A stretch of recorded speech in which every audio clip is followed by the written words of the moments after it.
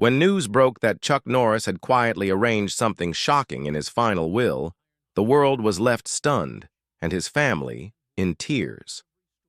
To fans, Norris has always been the indestructible force of nature, the man who never loses a fight, never backs down, and never breaks.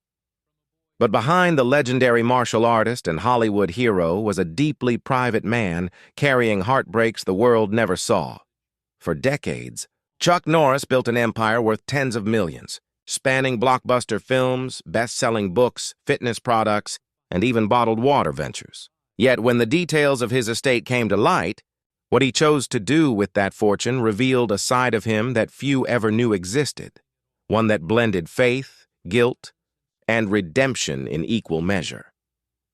Insiders close to the Norris family described his final acts as both beautiful and devastating. His wife Gina and his children were reportedly left speechless when they discovered what Chuck had decided. It wasn't about the money itself. It was about why he had done it. Behind the Hollywood fame, behind the stoic stare and karate kicks, Chuck Norris was haunted by regrets, lost time, and people he wished he could have saved. This is the untold story of how one of the world's toughest men built an empire, faced heartbreaking losses, and ultimately left behind a fortune that made his family cry, not from greed or disappointment, but from love and sorrow.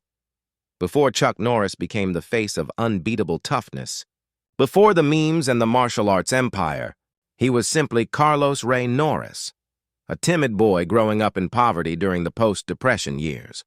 Born on March 10, 1940 in Ryan, Oklahoma, Chuck's early life was defined by hardship.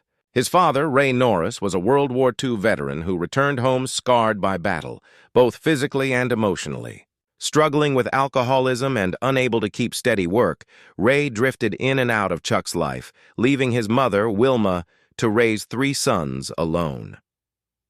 Wilma Norris was a woman of unwavering faith. She taught her boys the value of prayer, discipline, and perseverance. Chuck would later say, "Everything I am, everything I've achieved, I owe to my mother's faith and strength." Those lessons would become his moral compass in a world that often tried to test him. As a child, Chuck was quiet, insecure, and academically average. He was often bullied for his shy nature and lack of athletic ability. Ironic, considering he'd one day be known as one of the greatest martial artists in the world. His self-doubt followed him into high school, where he felt invisible. "I wasn't popular. I wasn't strong. I was just a kid trying to find his place," he later recalled.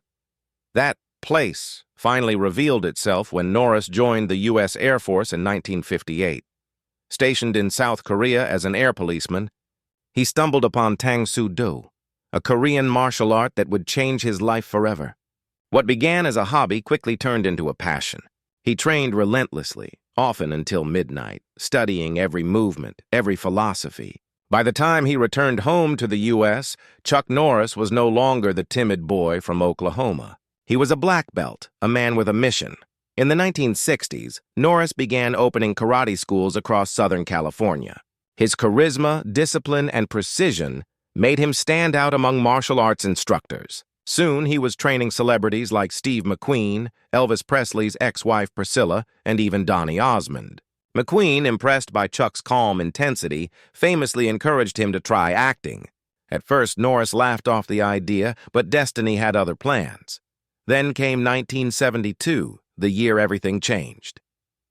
Bruce Lee, already a martial arts legend, invited Norris to star opposite him in Way of the Dragon.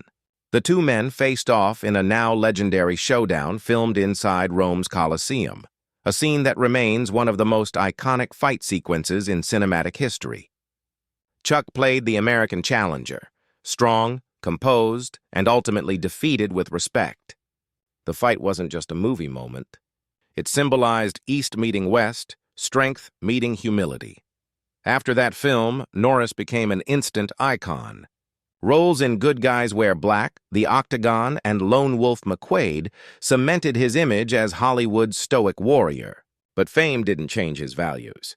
While many stars partied through the 70s and 80s, Chuck stayed grounded, often bringing his Bible on set and returning home early to be with family. His greatest success came in the 1990s with Walker, Texas Ranger, the CBS hit that turned him into a household name for a new generation. Behind the scenes, however, Chuck struggled with the pressure of fame. He worried about being typecast, about losing touch with his children, and about living up to the invincible image fans adored. Still, the boy who once feared everything had become the man who feared nothing, except perhaps letting down those he loved most. As his stardom rose, so did his fortune, but so did his regrets. He had achieved everything the world could offer: fame, wealth, respect. Yet deep inside, Chuck Norris was beginning to question whether he had sacrificed too much to become the man everyone expected him to be. By the late 1990s, Chuck Norris had achieved what most people only dream of. Walker, Texas Ranger, was one of the highest-rated shows on television. His martial arts empire was thriving, and he had become an American icon, a symbol of justice, strength, and discipline. Yet, away from the cameras, Norris's personal life was quietly unraveling. Chuck had been married twice, and both marriages brought him joy and heartbreak in equal measure. His first marriage to Diane Holchek lasted nearly 30 years and gave him 2 sons, Mike and Eric. But as his fame grew, the distance between them did too. Hollywood success came at a price: missed birthdays, long shoots, and the emotional toll of being everyone's hero but rarely home. Fame tests your family in ways you can't imagine, Chuck once reflected. You think you're doing it for them, but they just want you. It was during the quiet aftermath of his divorce that he met Gina O'Kelly, a former model and actress nearly 23 years his junior. Gina brought light back into his life. Their relationship was warm, faith-centered, and full of laughter. They married in 1998 and welcomed twins in 2001, giving Chuck a second chance at family, a chance he swore he wouldn't waste. For years, the couple appeared inseparable. They attended charity events together, appeared in public arm in arm, and seemed to embody the perfect image of late-in-life love. But everything changed in 2013 when Gina's health suddenly collapsed after a routine medical procedure. According to reports, Gina had undergone a series of MRI scans. Soon after, she began experiencing intense pain, muscle weakness, and cognitive decline. Doctors were puzzled. Chuck later revealed that Gina had suffered a severe reaction to the contrast dye used during the scans. He described it as watching the woman I love die in front of me. For the first time in his life, Chuck faced an enemy he couldn't fight with his fists or discipline: helplessness. The man who had conquered villains on screen now spent sleepless nights by Gina's bedside, praying for her recovery. He walked away from Hollywood entirely, abandoning acting, business ventures, and even public appearances to become her full-time caregiver. He later told reporters, "I gave up my film career to focus on Gina because she needed me." There's no success worth losing the person you love. Those words resonated deeply with fans who had always seen him as a symbol of invincibility. The emotional and financial toll was massive. The couple spent millions on medical treatments, alternative therapies, and legal battles. Chuck sued the manufacturers of the contrast dye, alleging negligence and hidden risks. Through it all, he remained steadfast. "We'll get through this together," he promised Gina, and he meant it. In those years of struggle, Chuck Norris found something more powerful than fame: purpose. He reconnected with his faith, drawing strength from the Bible his mother had once given him as a boy. He often quoted Psalm 34:19, "Many are the afflictions of the righteous, but the Lord delivers him out of them all." The experience changed him forever. He stopped chasing success and started valuing the quiet moments, holding Gina's hand, reading scripture, or watching his children grow. His fans missed him on screen, but for Chuck, this was the fight that mattered most. Behind the stoic exterior, the world's toughest man had been brought to his knees, not by defeat, but by love. And it was during this time of vulnerability that he made decisions about his vast fortune that would one day leave his family in tears. As the years passed and Chuck Norris stepped away from Hollywood, he began to think more deeply about his legacy, not just as an actor or martial artist, But as a husband, father, and man of faith, the brush with tragedy through Gina's illness had reminded him that even the strongest bodies eventually fall, and all that remains is what you leave behind. For Chuck, that meant more than money. It meant leaving a message, a purpose. By this point, Norris's fortune was immense. Between his film career, endorsement deals, fitness empire, and residuals from Walker, Texas Ranger, he was worth tens of millions of dollars. He owned multiple properties across the U.S., including a sprawling Texas ranch that had become his family's sanctuary. Yet as he looked at his wealth, he realized it had all come from a career that had taken him away from the people he loved most. That realization weighed heavily on him. In private, Chuck began restructuring his estate plan. Those close to him said he spent long nights praying over what he should do, balancing the responsibility to provide for his family with his desire to give back to causes that had defined his life. Faith, children, veterans, these had always been his pillars, and now they would be his legacy. According to insiders, Chuck made a series of heartfelt decisions that left his family deeply emotional. He allocated large portions of his fortune to several charities, including organizations supporting veterans, law enforcement, and children with disabilities. He also established scholarship funds in honor of his mother, Wilma, who had taught him faith and perseverance through poverty. But what truly shocked everyone was the revelation that a significant share of his estate would go toward medical research, specifically studies into contrast agent safety, inspired by what had happened to Gina. It wasn't about revenge or money. It was about making sure no other family went through what his did. "God didn't save us so we could stay quiet," Chuck once said in an interview. "He saved us so we could save others." For his wife, Gina, this gesture was both heartbreaking and beautiful. The tears she shed weren't out of disappointment but pride. Chuck's decisions reflected the man he had always been beneath the action hero image. A man who valued compassion over power and faith over fame. However, not everyone in the Norris family initially understood his choices. Some of his children reportedly felt confused or even hurt by the extent of his charitable giving. They admired his generosity, but wondered if his guilt over the past had driven him to give too much away. Chuck, ever the peacemaker, tried to explain that the fortune he was leaving behind wasn't about what they received, but why he gave it.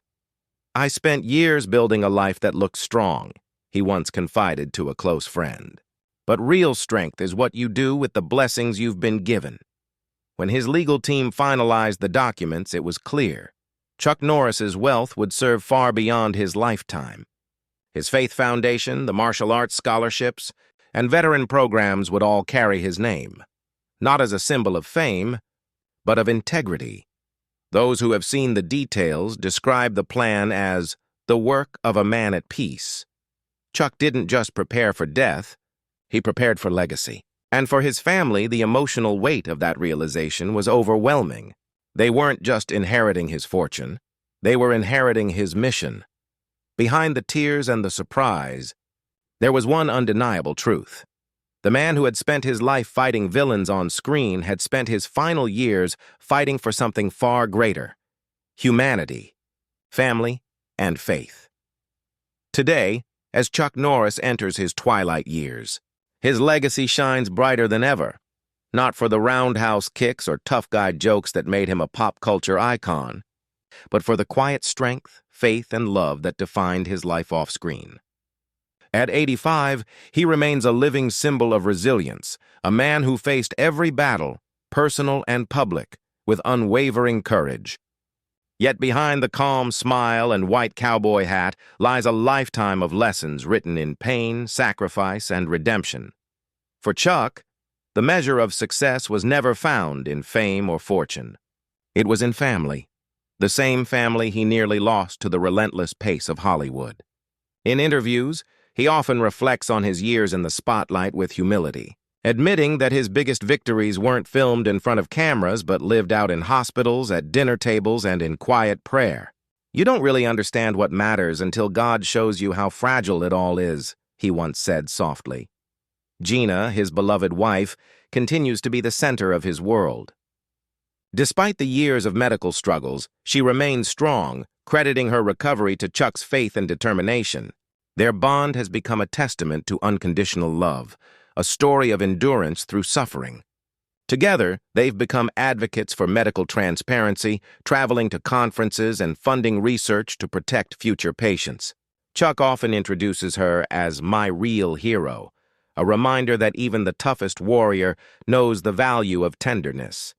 His children, too, have come to understand the depth of his choices. What once caused confusion or tears is now seen as an act of wisdom. The charitable foundations he created have grown far beyond expectations. Veterans programs, youth training centers, and faith-based shelters now bear the Norris name, living symbols of his compassion and responsibility. One of the most touching moments came when Chuck's eldest son, Mike, spoke publicly about his father's legacy. Fighting back tears, he said, "Dad didn't just build an empire, he built a mission. And now it's ours to continue." Those words echoed the very principles Chuck had lived by. Discipline, faith, and family first. In his later years, Norris lives quietly on his Texas ranch, surrounded by wide-open skies and the family he once nearly lost to ambition. He spends his mornings reading scripture and his evenings watching sunsets with Gina by his side. Though his body has slowed, his spirit remains fierce. He continues to receive thousands of fan letters every month, many from people who say his movies or words of faith inspired them to overcome their own battles. Perhaps the most poetic part of Chuck Norris's story is how it comes full circle. The boy who grew up afraid of everything became the man who taught the world courage. The Hollywood hero who played saviors on screen became the real-life guardian of his wife and family. And the millionaire who could have kept it all chose instead to give it away, leaving behind a legacy of compassion stronger than any punch he ever threw. When asked what he hopes people remember about him, Chuck once answered simply, that I tried to make the world a little better than I found it. And that, more than all the movies, the fame, or the fortune, is why his family's tears are not of sorrow, but of gratitude. Chuck Norris may have spent a lifetime playing unbreakable men, but his true strength was never in his fists. It was in his heart. A fighter's heart, forged not in battle but in love, loss, and faith.